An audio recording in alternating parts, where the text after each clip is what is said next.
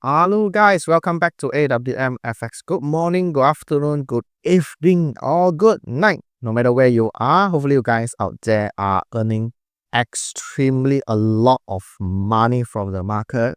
So today I would like to share some very interesting topic with you guys.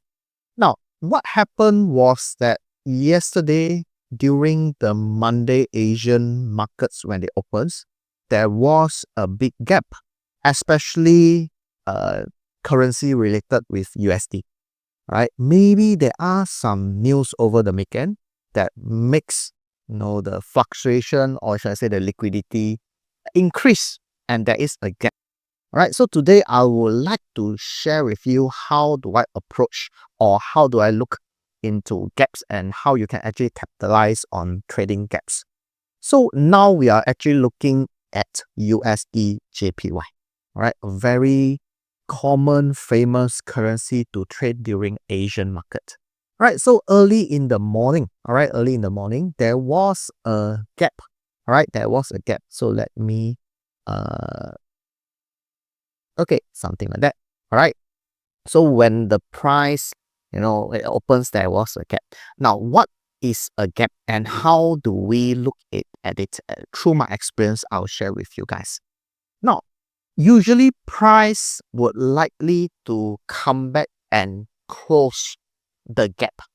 And this gap doesn't always presented at all charts. Some broker, they may have gaps. Some broker, they may not have gaps because they may fill up the candlestick. Okay, so based on my experience is that almost 90% price would likely to come back to close the gap and then only move at the direction that it wanted to. However, the question here is when the price is coming back to close the gap. Now, my longest experience was during the Brexit a few years ago when there was a big gap in GBP, USD or anything related with GBP. And how long does it take for the price come back to close the gap? It takes around 5 to 6 years. Okay, but as usual, like a normal gaps, something like this, it will not going to take you too long.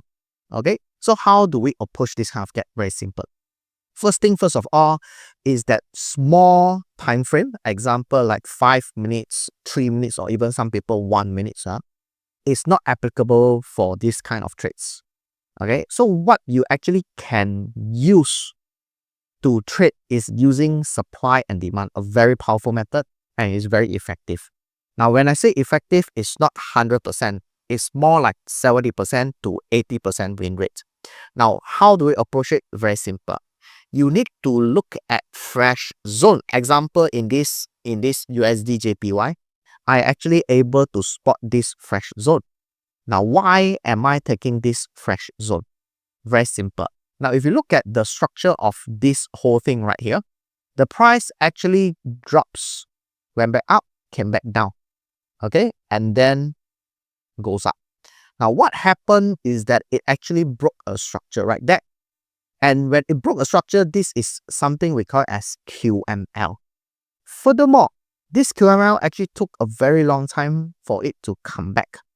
And on top of that, it actually forms what we call as SSR flip. This is one of the fakeouts for QML leg retest. You can actually see that there is some resistance and there is some supports right here. Okay, so it is very obvious. So it's going to give you a very high chance. All right, this area is a very good area to trade. Okay, so you can actually drag this line first. Then after that, the next thing is that I would like to minimize this zone as much as possible. Reason is because if the zone is huge, all right, or big, my risk-reward ratio is not desirable.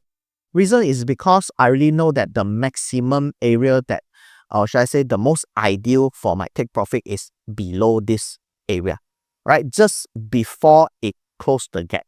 So if you can take a look, we need to evaluate the risk-reward ratio here is just like 1 to 2 maximum. Okay, 1 to 2 risk-reward ratio.